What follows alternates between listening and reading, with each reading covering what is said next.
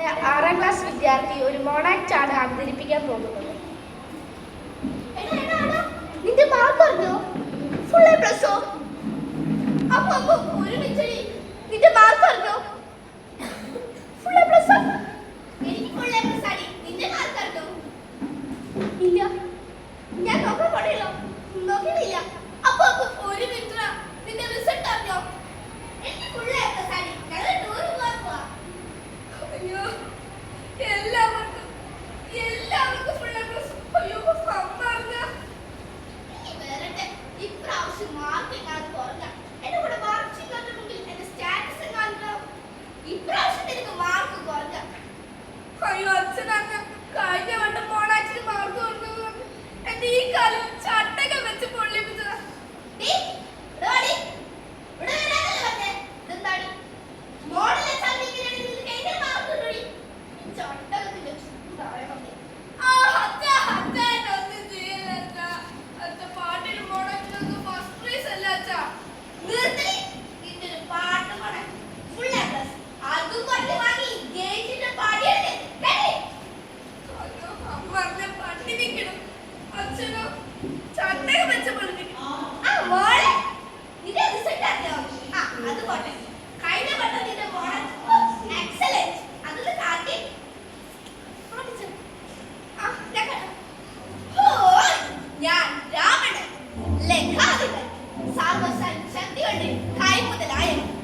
എല്ലാ രാജാക്കന്മാർക്കുമായി ഞാൻ ഒരു ഉപദേശം നൽകാം. മംഗളകരമായ പ്രവൃത്തി കഴിയുന്നത്രയും പൂർത്തിയാക്കും.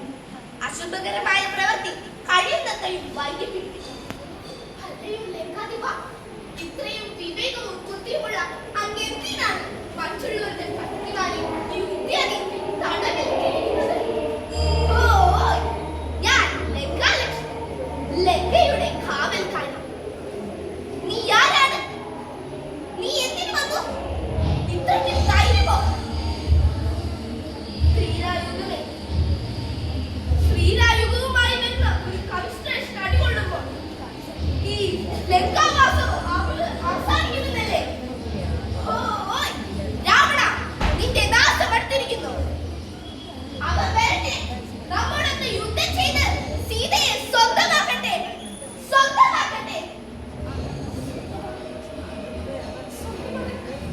അല്ല ടീച്ചറെ, ഞാൻ അവരുടെ സ്വന്തമല്ല ടീച്ചറെ.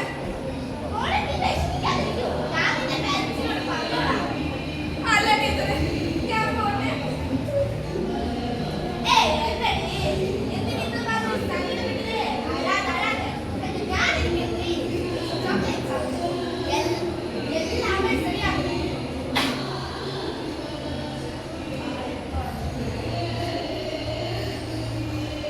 ഇനി എനിക്ക് അച്ഛനും വേണ്ട, അമ്മയും വേണ്ട.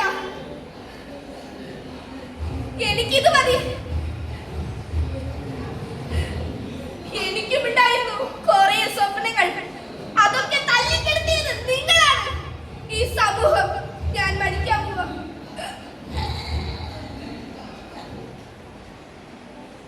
ഞാൻ മരിക്കുമെന്ന് നിങ്ങൾ കരുതിയോ?